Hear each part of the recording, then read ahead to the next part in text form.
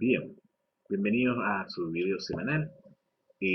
Vamos a dar continuidad, ¿no? Según el plan de la asignatura, de forma ordenada. Estamos viendo la unidad 2, en particular estamos viendo las fuentes del derecho civil, ¿no? Eh, y no solamente lo que necesariamente podemos señalar sobre las fuentes materiales, o directa e indirecta, sino también, además, un poco la historia, ¿no? Cómo, de qué fuentes se sirvió Bello en particular, ¿no? En respecto del derecho civil, por supuesto, del código, para poder restar el mismo, ¿no? Cómo Andrés Bello, ¿no? Configuró, ¿no? O fue formando, ¿no? Esta gran obra.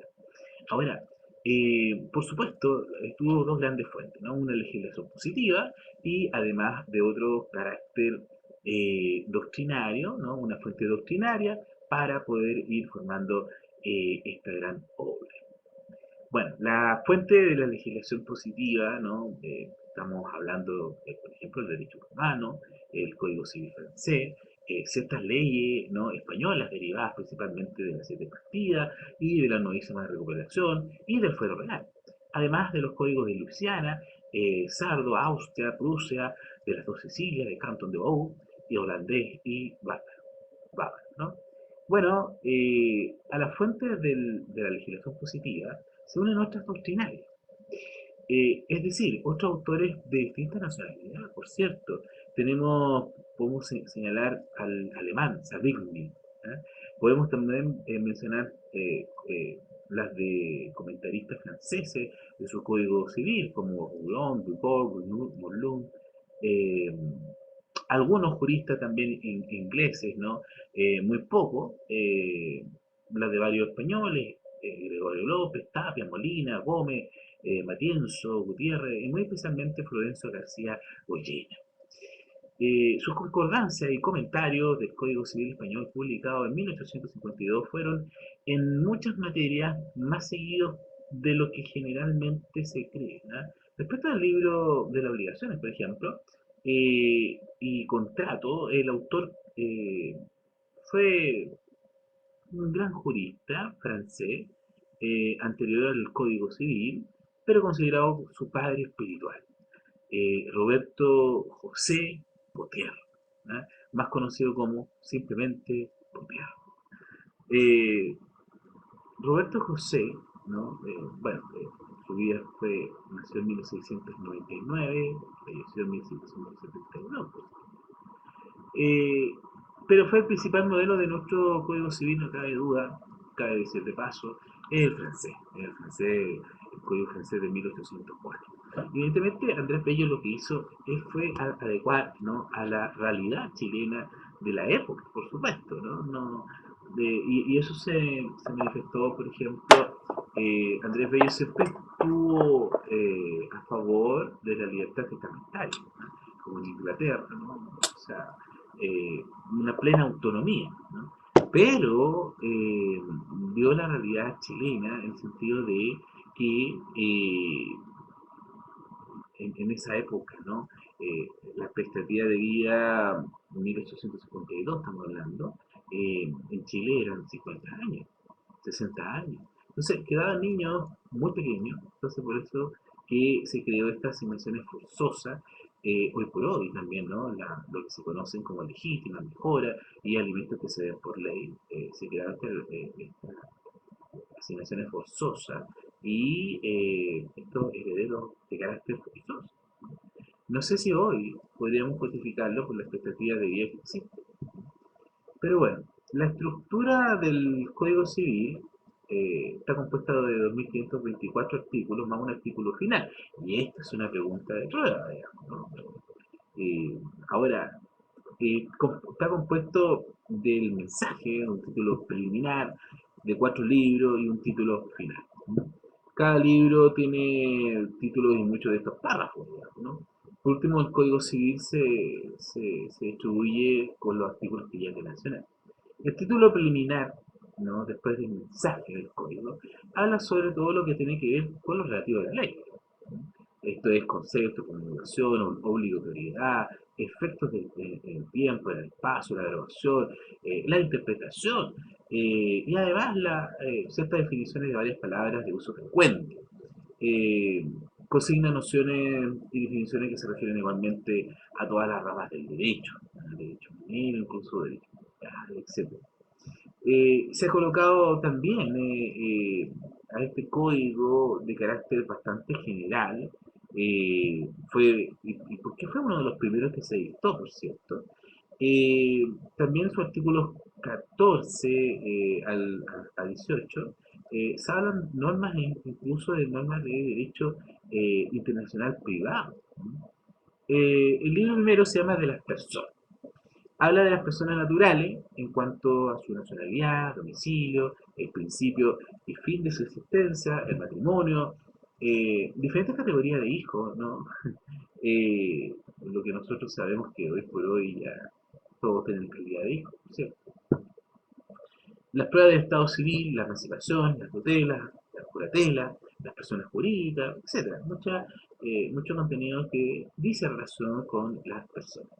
Bueno, en el libro segundo de los bienes de su dominio, posesión, uso y goce, hablamos y se ocupan primero varios tipos de clases de bienes, el dominio, propiedad y los diversos modos de adquirir el dominio que ustedes el día de mañana van a aprenderlo con una memotecnia, ¿no? Que se llama platos. ¿No? P de prescripción, L de ley, A de accesión, T de tradición, O de ocupación y la S de sucesión por causa de muerte. Platos. Esos son los modos de adquirir el dominio, ¿no? Y bueno, también va a hablar sobre el libro segundo, después del 783, por ahí 782, habla sobre las limitaciones al dominio, ¿no?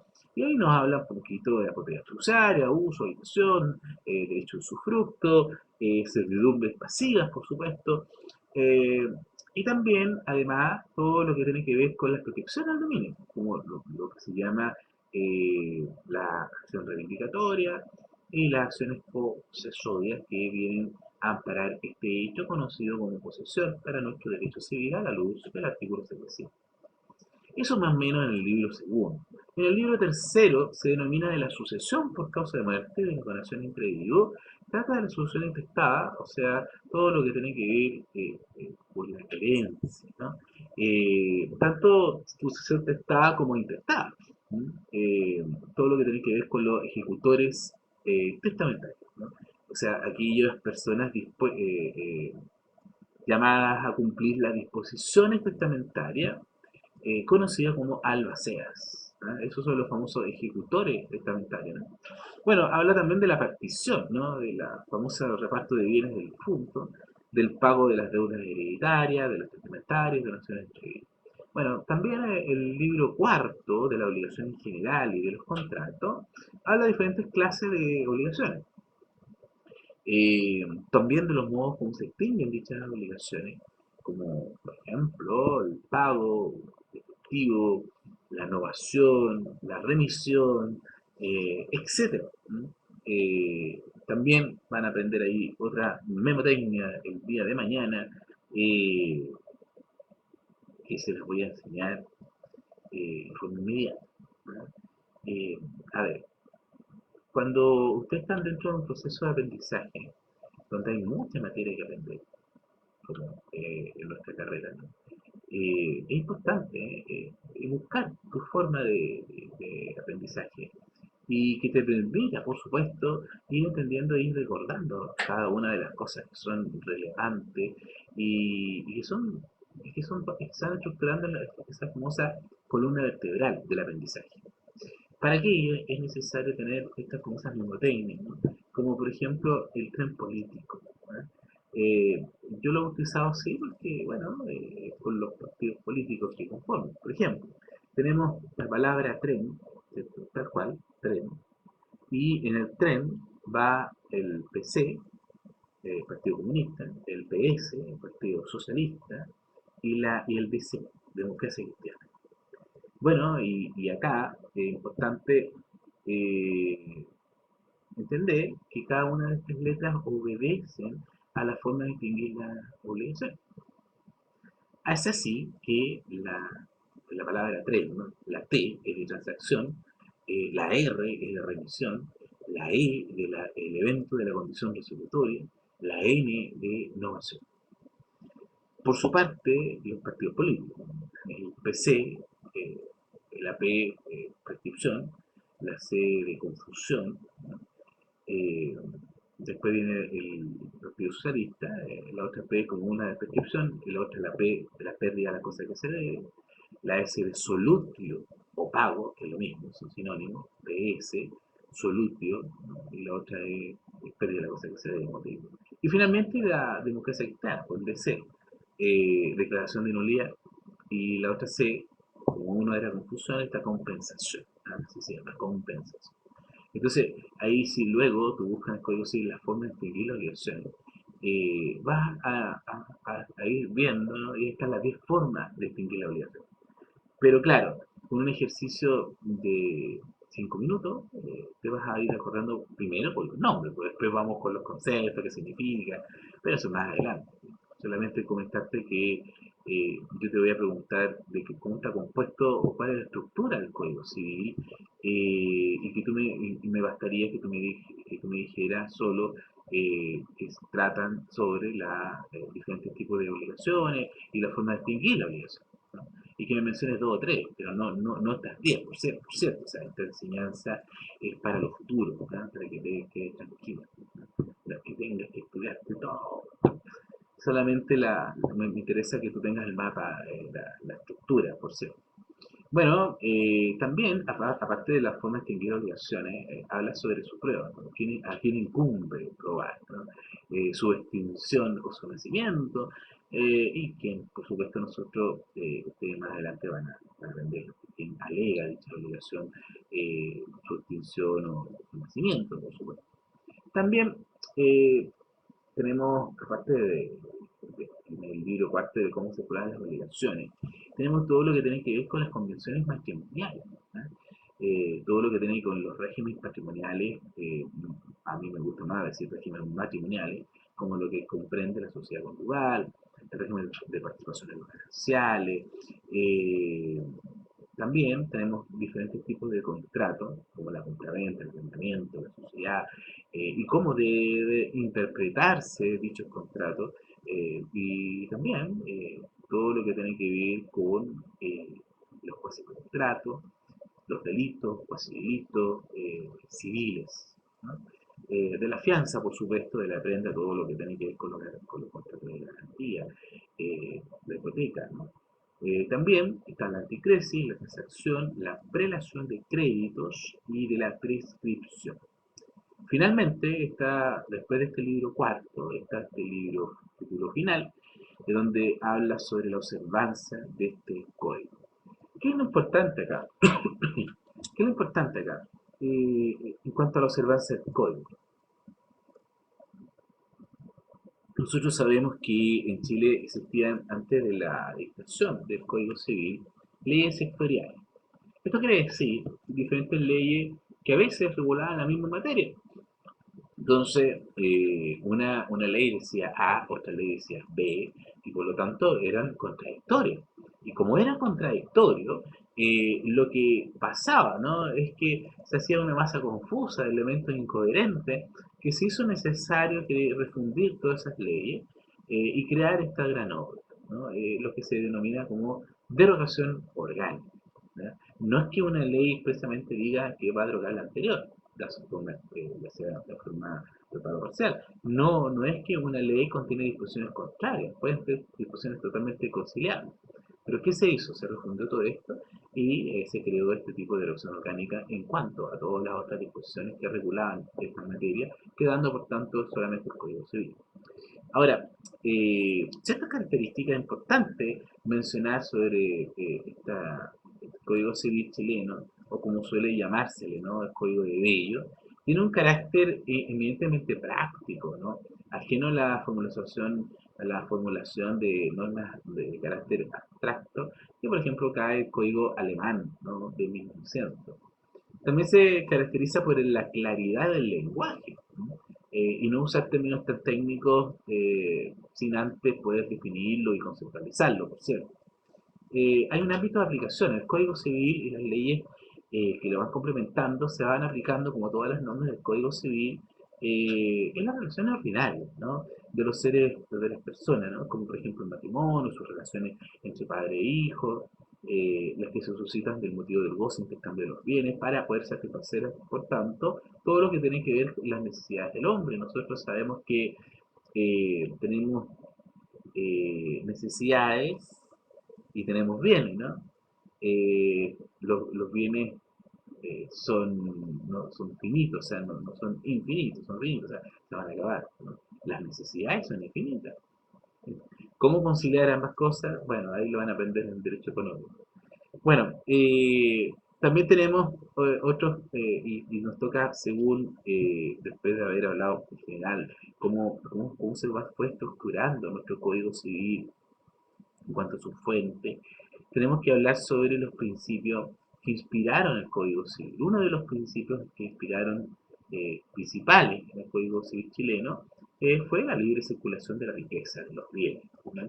¿Qué significa la mutación que tuvo la propiedad de la tierra, no sujetándose, por tanto, a todo lo que se obstaculiza, ¿no? La libre circulación de la riqueza? Esto quiere decir que los bienes deben circular de un patrimonio a otro. Ahora, quiero que quede claro una cosa, ¿no? Si yo tengo un pulsante, no voy a mostrar la marca para que no sea publicidad ninguna. Eh, yo soy dueño de este endulzante, profesor, ¿por qué? Que lo compró. Bueno, sí, lo compré. Ya, pero no hablemos de la fuente de la obligación. Hablemos de que soy dueño jurídicamente, ¿no? Yo no soy dueño del endulzante, yo soy de lo que soy dueño no porque lo tengo, ¿no? Lo que yo soy dueño jurídicamente es del derecho real de dominio que recae sobre este endulzante. Bueno, no me dice nada eso, te dice mucho, ¿no? Porque yo puedo dejar el endulzante acá, en la mesa, me voy, eh, vuelvo, el endulzante en el momento que yo no estaba sigue siendo mío, ya. Porque si no fuese así, tendría que tener un saco gigante con todas mis cosas, ¿no? Y por lo tanto, lo que yo soy dueño jurídicamente es del derecho real de dominio que recae sobre el endulzante, el botellón de endulzante.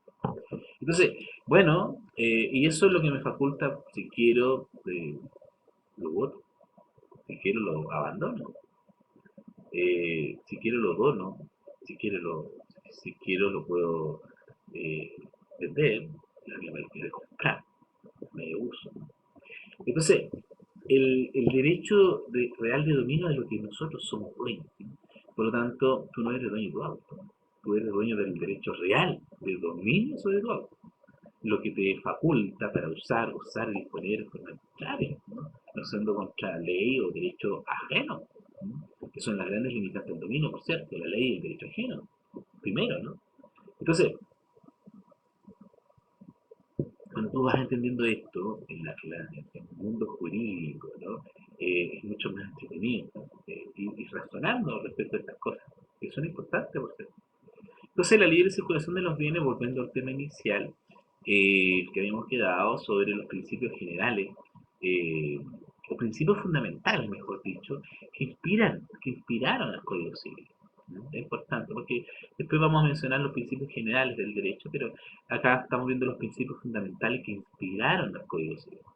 Entonces, inspiraron en el sentido de que las disposiciones contenidas en el Código Civil, las disposiciones contenidas en el Código Civil, han sido inspiradas por estos principios, ¿no? Así, por ejemplo, nosotros sabemos que al legislador no le gustaba la indivisión. Esto quiere decir que un bien se encontraba en manos de muchas personas y por lo tanto no circulaba ese derecho real de dominio de un patrimonio a otro, consagrándose por tanto la libre circulación de la riqueza en estudio, ¿no?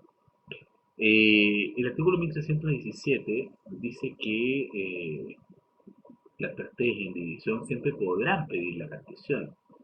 Esto quiere decir que por ejemplo, tú tienes 4 hermanos, falleció tu padre y quieren vender la casa, pero uno de los hermanos no quiere. La pregunta es, ¿los demás hermanos pueden obligar a este hermano que no quiere vender? La respuesta es sí, por supuesto que sí. ¿Y por qué? Porque nadie puede mantenerse en la división, ¿no? Eh, Esto quiere decir que los hermanos pueden obligar mediante un juicio particional a través de la designación del juez árbitro y solicitar la partición de los bienes, sin perjuicio de que también lo pueden hacer por escritura pública mediante una partición voluntaria, que finalmente no hay que judicializar todo, ¿no? No hay que llevar todo a juicio. Si usted como futuro abogado debe ser muy buen conciliador, ¿no? Para poder llegar a acuerdos, ¿no? Que hay que ver también los costos, el tiempo, el desgaste que pueda llegar a tener un juicio. Entonces, es muy importante que usted como futuro abogado pueda tener estas capacidades de amigable componedor, podríamos decir, ¿no? Bueno, eso en cuanto a la libre, eh, a la libre circulación de los bienes, de la riqueza. También tenemos la defensa de la propiedad privada. La defensa de la propiedad privada es bastante importante, puesto que la propiedad individual, ¿no? El legislador, por lo mismo, protegió y puso el máximo poderío que se tiene sobre una cosa, ¿no? Es bastante importante. Y eso en cuanto a la defensa de la propiedad individual. Eh, Creando así, por ejemplo, acciones que vino a proteger este derecho real de dominio, por ejemplo, y en general a la defensa de la propiedad. También está la protección a la buena fe. ¿Qué es la protección a la buena fe? Eh, Quiere decir que la buena fe es un principio que se va a estudiar más adelante, que es un principio totalmente trascendente y holístico, ¿no? O sea, podemos señalar que en la buena fe no solamente se ve en materia civil, sino también en materia procesal, la buena fe procesal.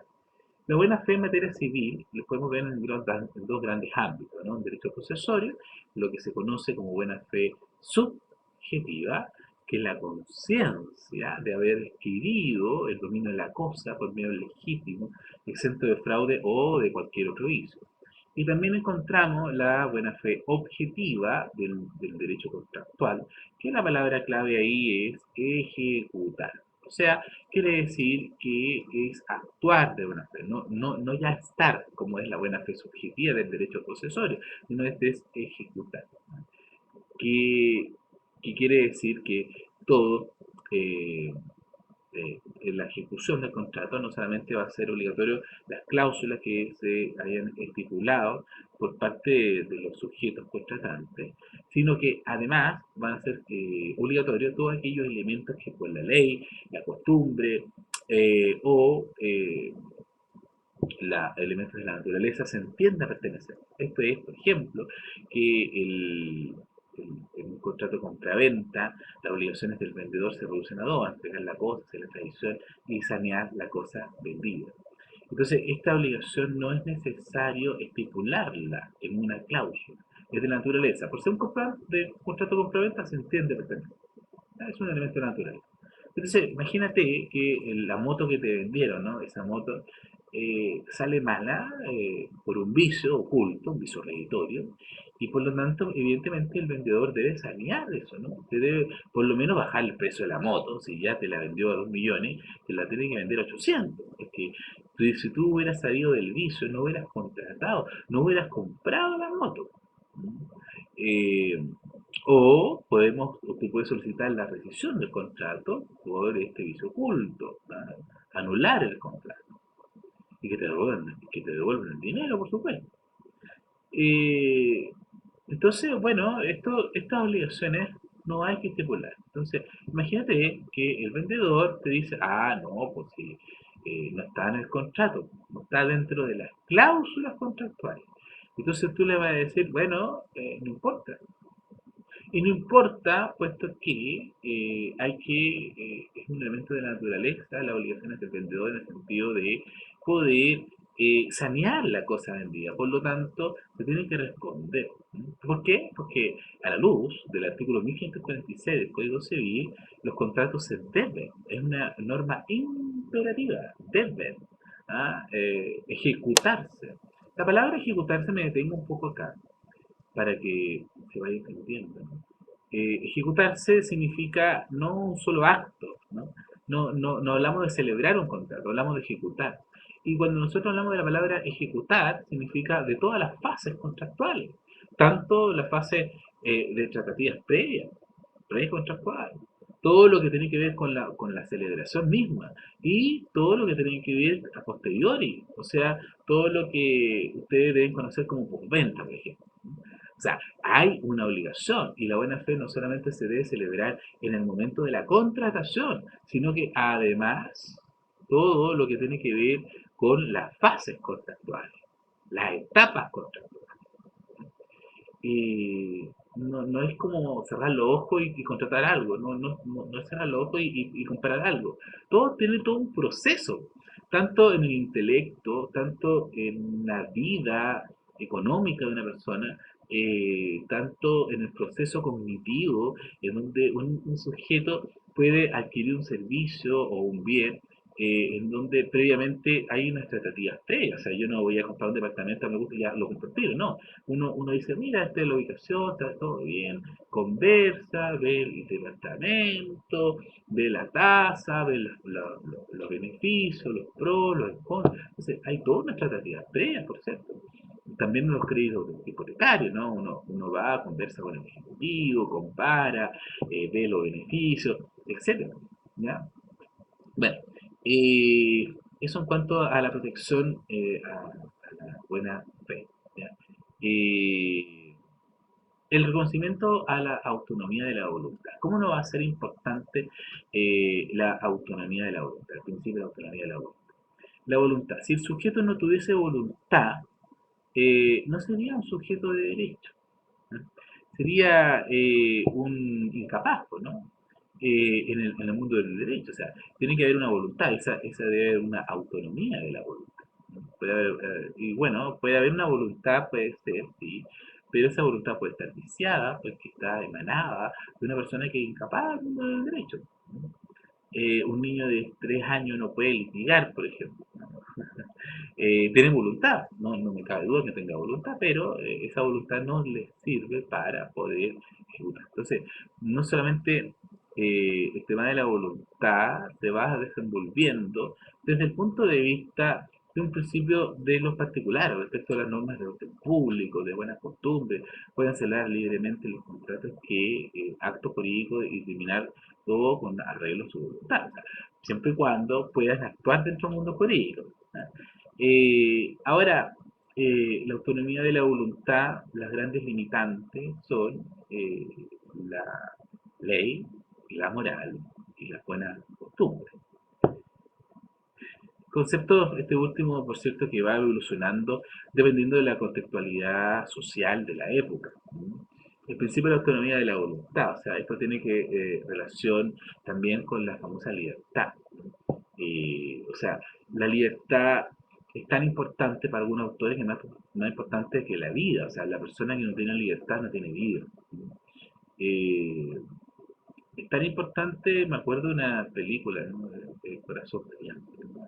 Corazón Valiente Balas, que le pidieron expresamente que le pidieran perdón al rey y dijo freedom, ¿no? Libertad. Le cortaron la cabeza, por cierto, pero tuvo su libertad. Entonces, para que veamos que también para el derecho general es importante la libertad, cómo se va manifestando con dicha autonomía, ¿no? La autonomía, por ejemplo, para hacer un contrato, la autonomía, por ejemplo, para poder eh, obligarse con otra persona, etc. También está la reparación al enriquecimiento sin causa. Entonces, acá yo no quiero que ustedes me digan que el principio es enriquecerse sin causa. Porque si ustedes me dicen que el principio es enriquecerse sin causa, es lo mismo que ustedes me estuvieran diciendo el principio de cometer delitos, ¿no? Pues el principio sería la prevención del delito. Acá el principio es la reparación al enriquecimiento sin causa. Aclarado eso, es un motivo jurídico y por lo tanto lo que busca es que le reembolse, una acción in reverso, ¿no? Una acción de reembolso, de restitución de pago, ¿no? De lo no debido, ¿no? A la luz del artículo 2295 y 2297 de nuestro Código Civil. Bueno, otro principio es la igualdad. ¿Ah? La igualdad, la ley obligatoria para todos los habitantes de la República, sean chilenos o extranjeros, en cuanto a la adquisición y goce de los derechos civiles. Aparte del principio de la igualdad, y que también, por cierto, tiene rango constitucional, ¿no? Tenemos el principio de la responsabilidad ahora, ¿no? Este principio de la responsabilidad en la ley, ¿cierto? Emanado por parte del Estado, ¿no? Que está encargado de eh, el cuidado de la comunidad. La responsabilidad, la más, eh, toda persona que sufre un daño debe ser reparado. Tenemos distintos tipos de responsabilidad. Eh, Más que nada, tenemos responsabilidad penal, eh, y una responsabilidad civil, una responsabilidad administrativa, etcétera. El derecho civil incluso es tan importante que en muchas escuelas de derecho, de facultades, tienen un ramo específico que se llama teoría de la responsabilidad. Ustedes la van a tener también. Entonces, habla un poco, ¿no? Cómo nosotros vemos, ¿no? Cuando hay un daño y ese daño produce un perjuicio, debe ser reparado, ¿no? No solamente en materia contractual, sino también en cualquier tipo de materia, en materia extracontractual también, ¿no? Si tú vas con tu bicicleta, lo más normal, un día sábado, dentro de la franja de deporte, y te inviste un auto, ¿no? Que no se fijó que tú ese auto no puede darse a la fuga, o sea, ese auto debe, el conductor de ese auto debe responder, ¿no? Entonces, ahí hablamos de un criterio, y ese criterio es poder colocarte en la misma situación jurídica que tú te encontrabas, o sea, estamos hablando de resarcir. Resarcir viene de la palabra volver, ¿no? Volver al punto inicial. eh, Todo lo que los daños que puedan llegar a ocurrir. Y eso, y eso en materia de reparación, ¿no? De resarcir el daño. Pero también tenemos responsabilidad del Estado. Dentro de la base de la administración del Estado, a la luz del artículo 38 de nuestra carta fundamental, de nuestra Constitución, el Código Político es bastante claro en este precepto legal de su inciso segundo, que cualquier persona que sea lesionada en sus derechos por los órganos de administración del Estado o por las municipalidades, lo que se viene a incluir también la ley orgánica municipal, que también señala que serán responsables por la falta de servicios. Entonces ahí tenemos otro lado, ¿no? Donde se busca la responsabilidad del Estado por falta de servicio, o sea, el servicio no se otorgó, o se otorgó, pero malamente o tardíamente, ¿no? Ya. Hay muchas cosas que hablar sobre la responsabilidad extracontractual, pero eso se habla en su momento, ¿no? Solamente es enunciar lo importante que es el principio de responsabilidad. Nuestro código civil no tuvo, si bien tuvo por principal modelo el código francés de 1804, no es una copia de este, ¿no? Tampoco eh, adoptó más que nada y adoptó innumerables innovaciones a la realidad chilena. Resultado de todo esto, el Código Bello tiene su originalidad, ¿no? El método del Código Civil es ejemplar, la materia se encuentra destruida de un criterio totalmente lógico. Por lo que atañe que el lenguaje en general es de gran pureza, ¿no? Y claridad. Igualdad tenemos respecto a la adquisición de derechos civiles, una innovación tremenda, el principio de igualdad consagrado en el Código Civil, principalmente por la época. También el Código de Bello fue el primero en legislar de una manera completa y precisa a las personas jurídicas, ¿no? En el campo del derecho internacional privado consignó principios que solo por mucho tiempo después fueron incorporando otros países, ¿no? Respecto a la propiedad raíz, el código lleva a cabo importantes procesos y progresos, más que nada, eh, también en cuyos habla sobre la propiedad, ¿no? Y el registro. Simplificó todo lo que tenía que ver con unas normas que eran de hipoteca, simplificó muchas cosas. Eh, pero bueno, el Código Civil en su conjunto chileno es mucho, a mi parecer, muy superior al Código Civil francés, también conocido, ¿no?, como el Código de Napoleón. En efecto, todos los vacíos que este código recién inventado tenía, eh, por el relieve de la jurisprudencia, los comentarios franceses, fueron tomados en cuenta por Andrés Bello para poder ir forjando esta gran obra. Las bondades del Código Civil terminaron que influyeran en la codificación de países sudamericanos y también algunos centroamericanos, Colombia y Ecuador, en sus códigos civiles copiaron nuestro código con muy pocas variantes. En una medida menor, nuestro Código Civil chileno influyó también en el Código de Uruguay, Nicaragua, Argentina, etc. Como vemos, las fuentes del Código Civil en general, ¿no?, del derecho civil y por tanto el Código Civil, limitado a aspecto legal, eh, se dice que el Código Civil hasta pocos años se encontraba muy atrasado respecto a ciertas materias, por ejemplo, el contrato de trabajo, ¿no?, relaciones entre los patrones y empleados, ¿no? Pero hoy el código laboral, el código de trabajo se hace cargo de aquello, ¿no? Bien, eh, no voy a hablar sobre todas las modificaciones legales que no tienen sentido que tuvo el código a lo largo de la historia.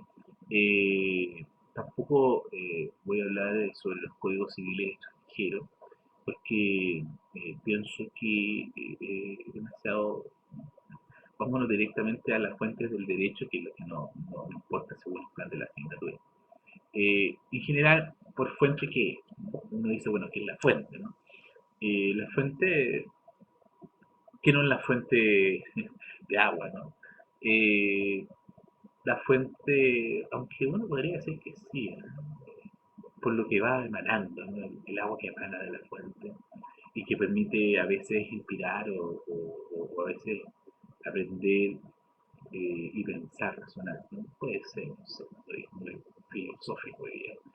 Bueno, en general, por fuente del derecho se entiende toda constancia, ya sea verbal o escrita, que permita captar la existencia de las normas jurídicas, ¿no? Las fuentes del derecho podrán ser fuentes directas o formales y fuentes indirectas o materiales. La fuente o formas, ¿no?, los modos o formas concretas en que se van manifestando las normas del ordenamiento jurídico establecido, ¿no? Se habla de fuentes formales que están expresadas y referidas en una fórmula, por ejemplo, la ley, la costumbre, son fuentes. Fuentes materiales son las manifestaciones escritas o verbales que no establecen normas jurídicas, sino que aportan elementos para el conocimiento de ellas, o sea, para inspirar la norma, su cabal interpretación y aplicación. Y recibe nombre de lo que se conoce como la doctrina, jurisprudencia, etc. Acordémonos que no tenemos un sistema anglosajón acá en Chile, sino tenemos un sistema de caso particular, o sea, vamos, no constituye precedente obligatorio, ¿no? Pero sí, por supuesto, nos sirve una sentencia para el estudio de un caso, para poder entender las normas, su aplicabilidad, y también para poder fundamentar y argumentar en un juicio. O sea, yo perfectamente puedo acompañar una sentencia para efectos viventes. ¿Okay? Es bastante, y aquí me detengo un poco, en el sentido de que la, las fuentes del derecho, ¿no? Siempre lo he dicho, pues, tú puedes ir caminando, ¿no? Y ves que están haciendo una casa y el maestro tiene el ladrillo, los sacos de cemento, la arena, ¿no? Pero eso es material, ¿no? Tú no puedes vivir ahí, ¿no?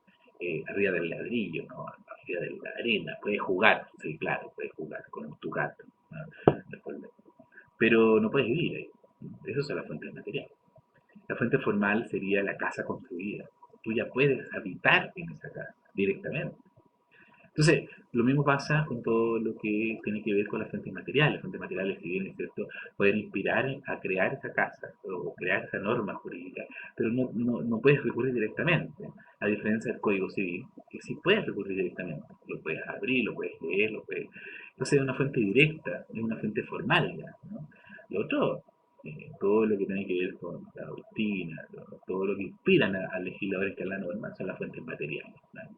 Bien, con esto damos por terminado eh, el tema de las fuentes, las funciones, el contenido, la importancia, de todo lo que tiene que ver el derecho civil, ¿no?